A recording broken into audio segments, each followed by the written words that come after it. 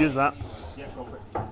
And you went back to Impact and you had a run there. Did you enjoy it that time around? Did you enjoy kind of trying different things with it? Because you were trying different things from what you'd done before with Beer Money when you went back to Impact. Yeah, that was one of the things that, before I even went back, like me and Bobby had talked about it, that he might be leaving before, I even went back. And, and every man has to create his own path, plain and simple. To me, I had to get my life straight and I had to go do this stuff. And, when I was at Impact Wrestling for that last run, it was more, I don't want to say going through the motions, because I'm not that guy. When I go out there, like, I like to bust my ass and earn my money.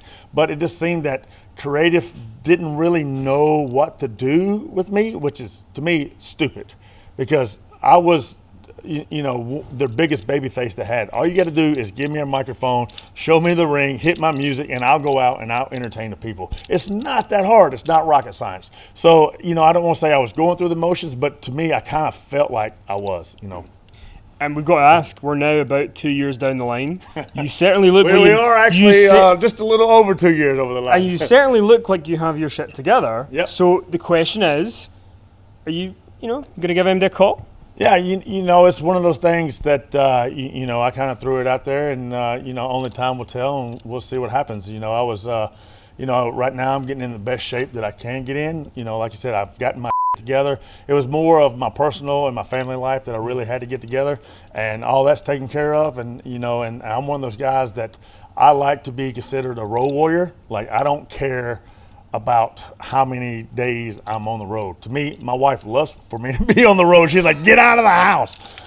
And I just love to wrestle. Like, that was why I got into wrestling, is to wrestle. You always hear some of these people complain about being on the road too much, and, the travel and hotels. That's what I'm all about. Put me on the road. Let me do my job, because that's what I signed up for, is to entertain these people, run around in the world in my underwear and entertain the people. And for a long time, there was a kind of stank of like, WWE won't hire TNA guys, right? And you guys have all proved that wrong. You, AJ, Bobby Roode, Samoa Joe. And now when you look at WWE, some of the top guys on TV, the world champion is former TNA guy.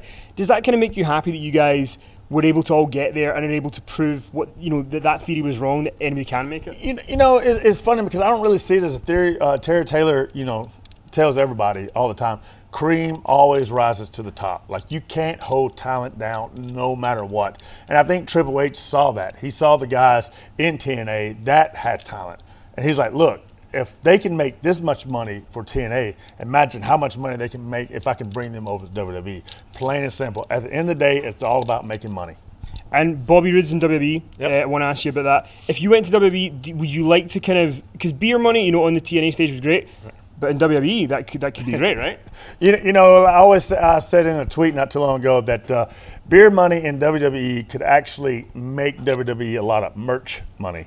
But it's one of those things that, even if me and Bobby wanted to get back together, I think we like beating each other up more than we do teaming with each other, which is a weird thing, because, our feud that we had each other, like and I think that's what kind of WWE is missing too, is these physical feuds with guys who are not afraid to beat people up. Like, me and Bobby were not afraid to beat each other up, because to us, that's what we kind of grew up on, as these older guys like Stan Hansen and Brody and all these guys who would go out there and they would test each other's manhood with each other. They would beat the other guy up, and if you can't take it, then you need to hit the road, plain and simple.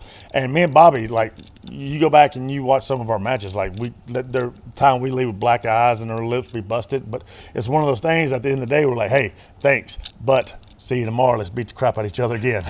And last question, if everybody wants to see you in WWE, that's where people want to see you. Right. If you go there, are there a couple of people you're kind of like, you're thinking already, I'd like to be, working with that guy in a pay-per-view, working with that guy? Is there a couple of people who you look at and go, my character, it would fit really well with him in a feud? To me, I always like to say that I can work with anyone. I wouldn't mind working with Orton, definitely, because I think he's one of the guys, our styles are kind of similar. We don't have to do a lot in a match in order to get the match over. That's how we kind of look at it. And of course, Bobby, I'd like to work with him again. AJ, guys like that. And if Kurt ever decided to, put the boots on again in WWE, like I like to work with him.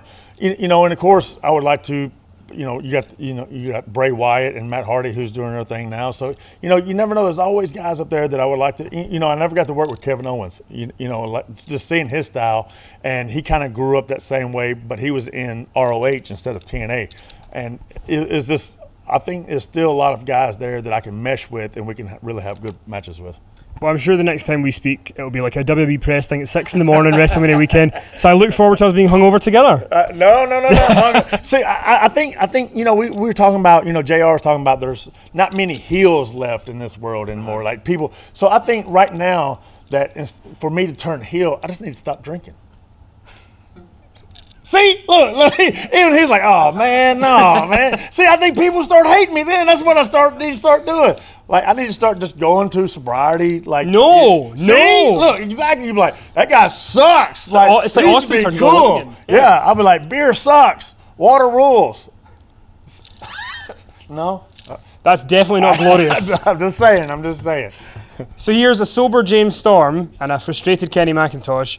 We'll see you in WWE. No, if you ever see James Storm without a beer in his hand at the end of the night, be sure to look at me and say, sorry about your damn luck.